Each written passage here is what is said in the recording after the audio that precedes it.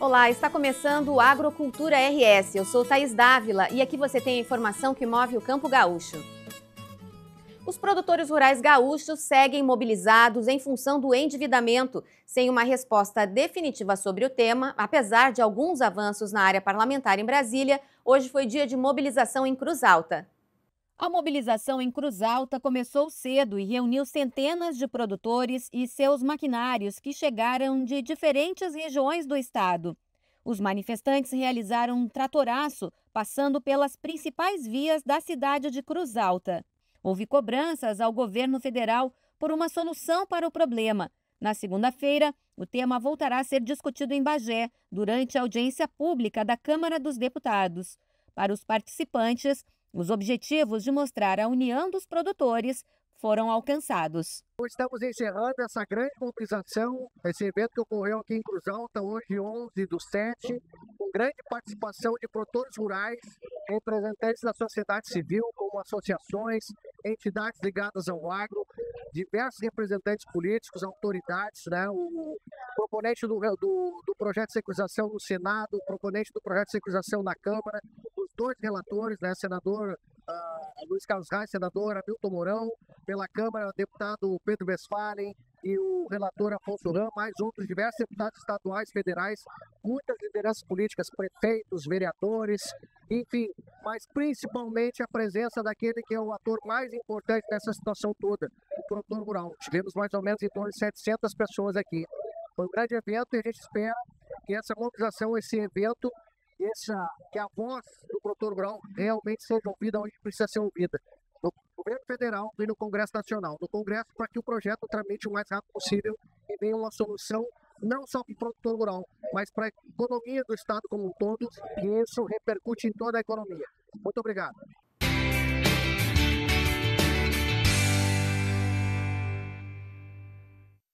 O ano de 2024 marcou diversos recordes, ruins, diga-se de passagem, no que diz respeito ao clima no planeta. Maior temperatura global, maior seca na Amazônia, maior queimada no Cerrado e nem precisamos lembrar a maior enchente aqui no Rio Grande do Sul. Mudanças climáticas é o nosso tema de hoje e para isso recebemos aqui no estúdio o climatologista e chefe do Departamento de Geografia da URGS, Francisco Aquino.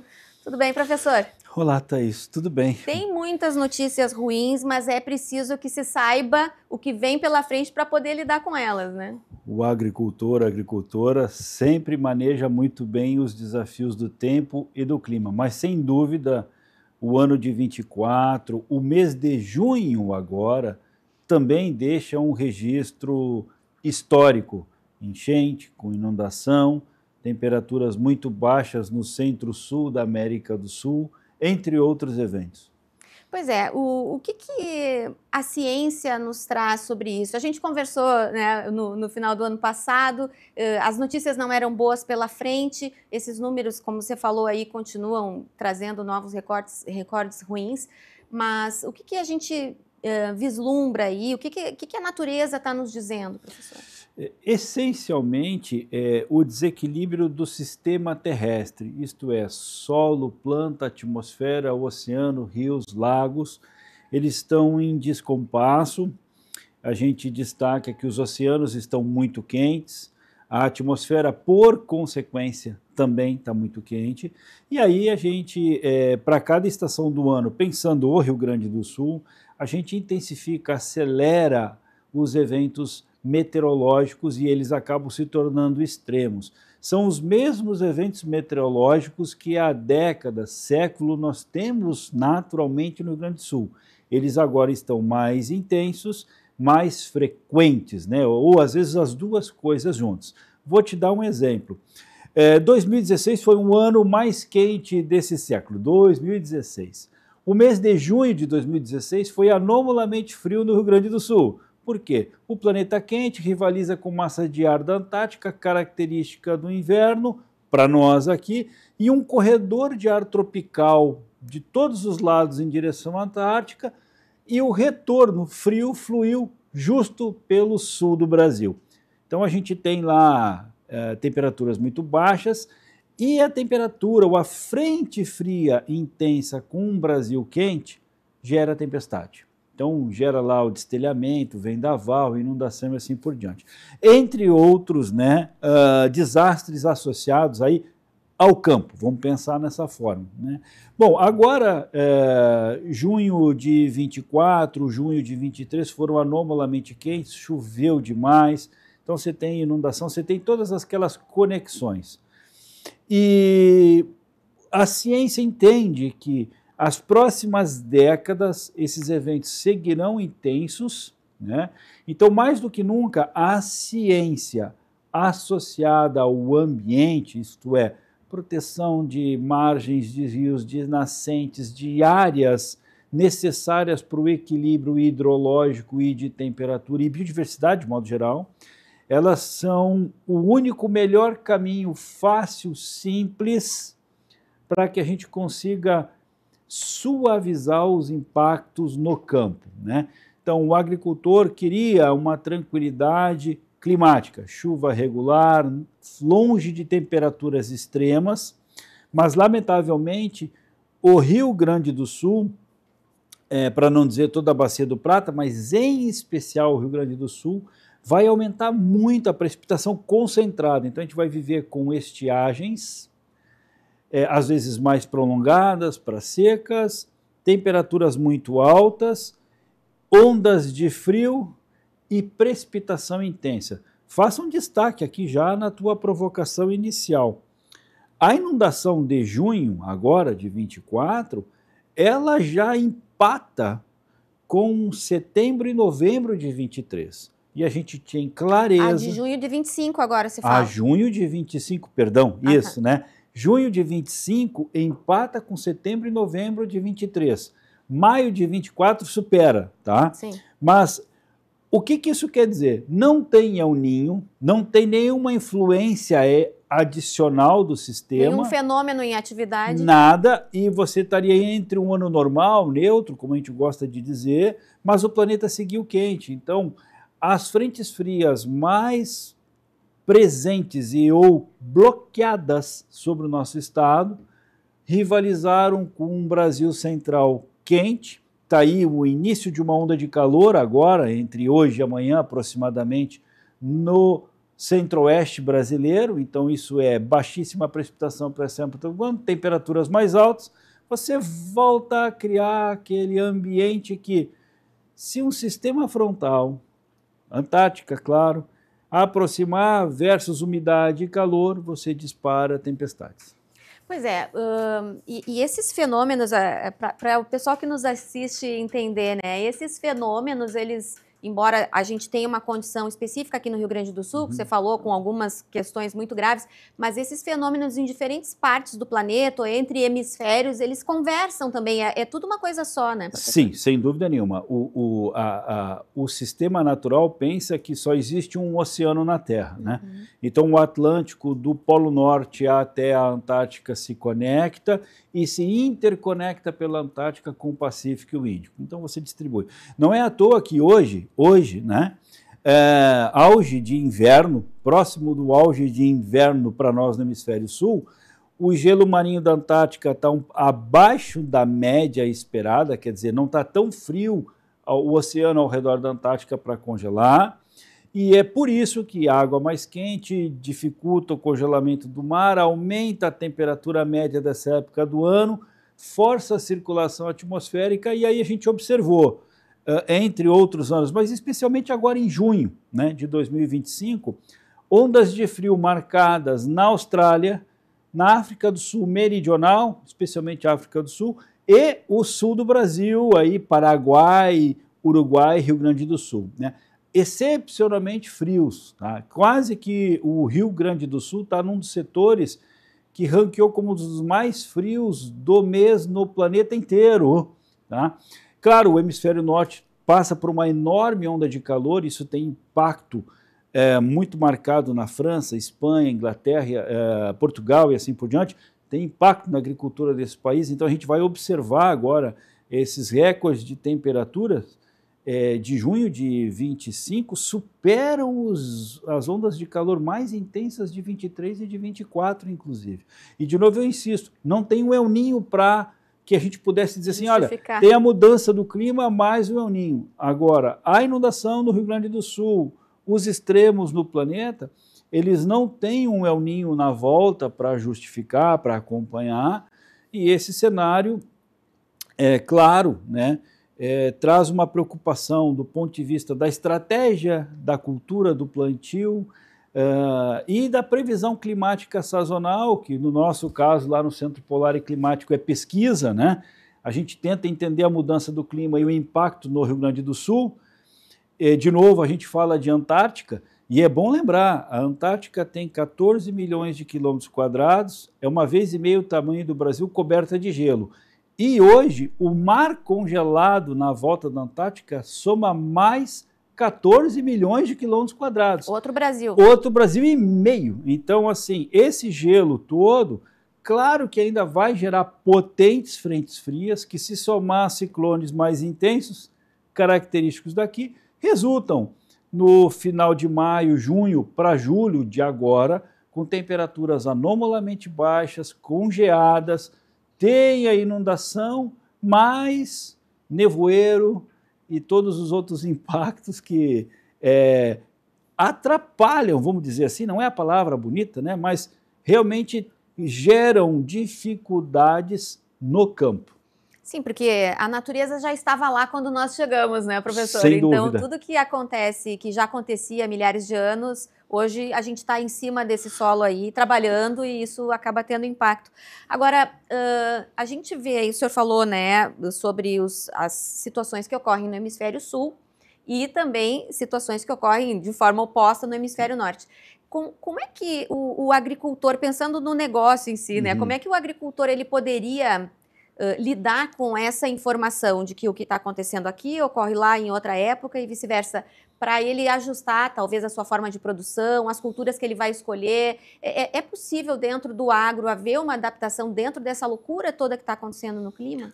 Eu não tenho dúvida. A gente reconhece que o Brasil é extremamente qualificado e pujante na produção agrícola global. O Brasil, o Rio Grande do Sul, é estratégico do ponto de vista de tecnologia para insumos, para melhoramento genético e a tecnologia que a gente adota no campo, seja no maquinário, seja no monitoramento com drones, seja na irrigação e assim por diante. Então, é fundamental tecnologia. Então, o agricultor ou as associações, né, que conseguem atrelar a produção, a estratégia da produção, a estratégia de escoamento, não sou especialista no assunto, tá? Com tecnologia, é a melhor única saída, sem dúvida alguma. Mas a gente precisa, todos os setores, não só a agricultura, precisam em que a política pública, mais a conscientização do produtor, que é fantástica, não negamos isso, né, de que preservar o ambiente garante o recurso hídrico, água no solo, garante menor temperatura. Então, na produção do leite, no que eu vou plantar naquela época do ano, então, os extremos de chuva, estiagem ou temperatura têm um impacto global. E aí o agricultor, com essa tecnologia, ela vai estar obviamente associada a uma informação. Este programa é uma informação estratégica, no meu ponto de vista, né? Então o agricultor vai entender que no final deste inverno a gente deverá ter um inverno morno, apesar do junho ter sido excepcionalmente frio, né? Mas o inverno termina morno. Existia previsão de chuva acima da média para o mês de junho, se configurou. Há uma previsão de chuva acima da média em agosto já no Rio Grande do Sul, especialmente para a região central e o sudeste do estado. Então, se isso de fato se configura em precipitação acima da média com 10% ou 15% é uma coisa, agora quando você quadruplica a chuva do mês, que é o que aconteceu em junho, mais de 400 a 500 milímetros de chuva, aí sim. Então, O agricultor, com estas estratégias e estas informações, compreende bem. Se pensar só no sul do Brasil, o Paraná de novo enfrenta estiagem, sim, temperaturas elevadas e enfrenta as estiagens. Então, o Rio Grande do Sul, do ponto de vista de água, tem demais, né? Então, faltou no verão e agora está demais. Exato, lamento, né? Lamento. Mas essa desregulação é o novo normal para a prática agrícola ou atividade rural de toda forma no nosso estado. Você falou aí da importância da preservação, né? E muito se fala sobre a agricultura que prejudica e tal, mas o agricultor ele sabe que dali sai o seu sustento. Claro. E cada vez mais se fala, professor, em agricultura regenerativa, que tem muito a ver com a saúde do solo, porque sim, a saúde do solo, o solo saudável consegue segurar mais água, né? Claro, claro. A minha fala, a minha visão, não é estritamente ao agricultor gaúcho. Eu agora pensei maior. O que eu quero dizer? O Brasil, para crescer na produção agrícola, ciência, tecnologia, está tudo aí. Está à disposição no Brasil, né? A gente não precisa negociar com ninguém, de modo geral, a gente pode dizer isso, né? Está em casa. Se a gente investir nas áreas degradadas que existem, a agricultura regenerativa, as melhores combinações com as melhores tecnologias que a Embrapa, por exemplo, joga aí, né, etc., para nós à disposição, a gente teria mais sucesso ainda. Então, faria seriam duas estratégias necessárias: recuperação ambiental, ocupação dessa área com regeneração e produtividade. A gente associa as duas coisas, né? Então, no momento em que eu protejo mais o Cerrado, que eu protejo a Amazônia, que eu protejo o Pantanal, que eu protejo a Mata Atlântica e, claro, o bioma Pampa, o conjunto é regulador para o ciclo hidrológico do território nacional. E aí você pode adicionar isso, por exemplo, conta da energia elétrica. Isso impacta direto a produção, sim, né? Então, a falta d'água nos reservatórios faz a gente ter um aumento na conta, na despesa, e aí depois a gente vai ter um outro aumento que vai ser lá no armazenamento com o transporte, às vezes a câmara fria, os frigoríficos também vão ter que repassar isso. Então, vejo que essa é uma estratégia que passa por uma visão nacional. Eu não tenho dúvida alguma que nós estamos num país em que a agricultura tem estratégia e visão nacional. Então, se a gente lembrar que as características típicas do Rio Grande do Sul, com a sua produção, com a sua sazonalidade, e olha só, o Rio Grande do Sul é o estado mais favorecido no Brasil com chuva no inverno. A regularidade da chuva no inverno. Claro que a gente não quer repetir maio de 24, junho agora de 25, a gente não quer essa repetição, apesar de que todos os cenários de mudança do clima e os cenários em que a gente estuda indicam que isso será cada vez mais frequente. Pois é, mas frequente, assim, um volume grande num espaço curto de tempo e em lugares diferentes também. Lamentavelmente, né? A geografia do Rio Grande do Sul, você conhece muito bem a geografia do Rio Grande do Sul, se a gente chover muito na metade norte, vamos supor, é o Vale do Taquari, é um impacto. Se for mais para a Serra do Sudeste, é o outro impacto. Ambos impactos são marcantes, né? E claro, as tradicionais inundações da fronteira oeste, né?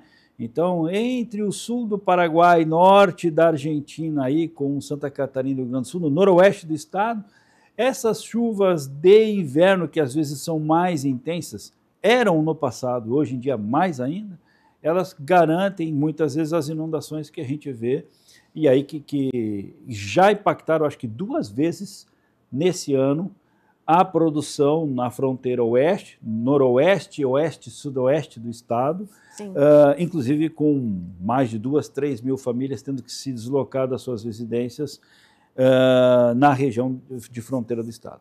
Pois é, a pesquisa agropecuária, a gente acompanha bastante o trabalho da Embrapa, foca bastante em estresse hídrico, na falta, né? Na falta de água. Isso. E aí, novas variedades vão surgindo, novos cultivares, uma adaptação aí dos sistemas com irrigação e tudo mais. Mas para o excesso não tem muito o que fazer, né, professor? Pois é.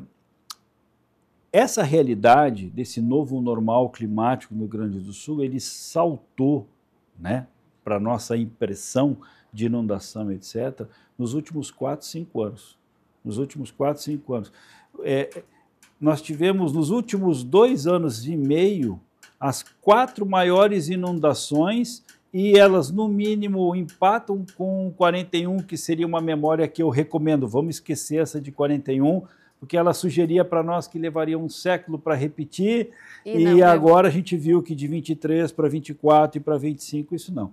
Se você adicionar que em 3 anos ou em 2 anos a gente voltaria a ter um El Niño, mais a temperatura global lá em cima, e a gente bateu no último mês mais de 1,6 graus, 1,6 graus Celsius acima da média, junho, né? Significa que a gente abre essa oportunidade de novo. Então, assim,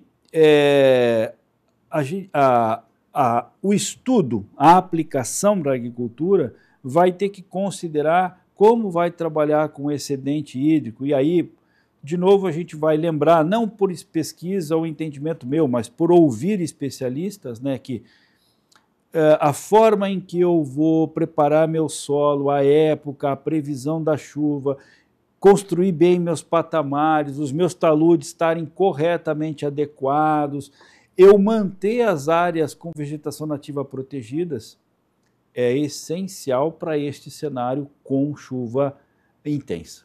Bom, esse é um assunto que a gente poderia ficar falando por horas aqui, professor, mas é importante a sua fala que o senhor traz aqui no nosso programa, que é preciso ter essas práticas conservacionistas e preservacionistas para que o agro como um todo e a população brasileira consigam, nas diferentes regiões do país, né, se ajustar e sobreviver aí a essas épocas. Claro, a gente precisa entender que esse é um grande acordo que beneficia, né, a agricultura, né, e a sociedade, claro, a economia, sem dúvida nenhuma, a gente não vai deixar de pensar nisso, né? Mas o ambiente com essa agricultura é plenamente factível. Não faz sentido o Brasil ir no outro sentido. Tá certo. Obrigada por hoje, professor. Um prazer recebê-lo aqui no estúdio. Até a próxima. Muito obrigado. Obrigado mesmo. O Agrocultura RS faz um intervalo e, seguidinho, a gente volta com outras informações. Até já.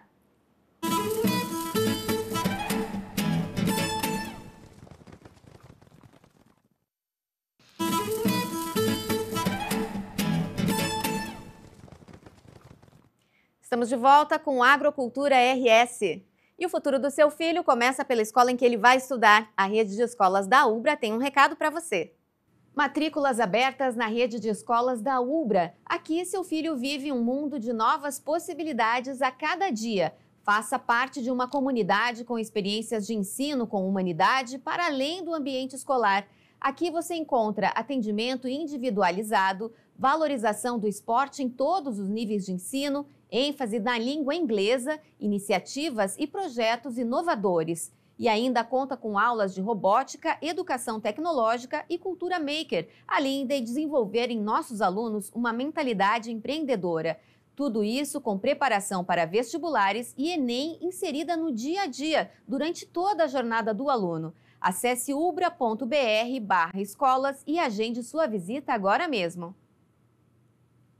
Nessa semana, a Assembleia Legislativa aprovou o projeto de lei 172 do deputado Elton Weber. A matéria visa punir estabelecimentos que comercializarem vinhos, espumantes, cigarros e assemelhados quando advindos de contrabando, descaminho, falsificação, corrupção, adulteração ou alteração. Os dois setores geram renda e emprego para mais de 460 mil pessoas, direta ou indiretamente, no Rio Grande do Sul.